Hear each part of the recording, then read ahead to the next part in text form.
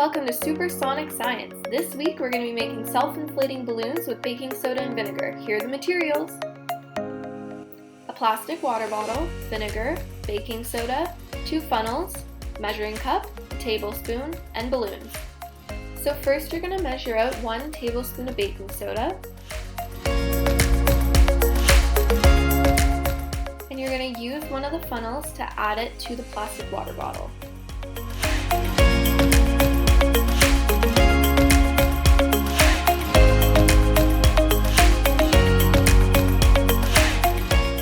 Next, you're going to measure out a 1/4 cup of vinegar.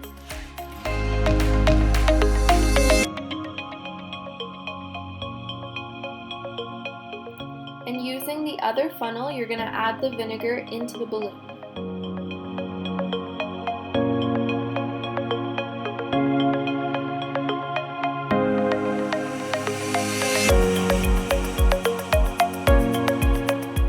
Once you have the baking soda in the plastic water bottle and the vinegar in the balloon, you're going to put the opening of the balloon onto the top of the water bottle and dump the vinegar in.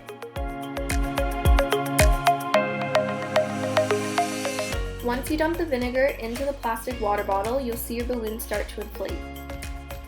This experiment is possible because when the baking soda and vinegar mix, it creates a chemical reaction that then creates a gas that goes into the balloon and allows it to inflate. While you can't see the gas, the bubbles here are an indicator that a chemical reaction has taken place.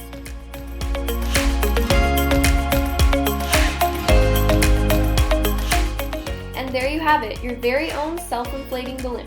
When it's done inflating, you can take it off the plastic bottle and tie the bottom.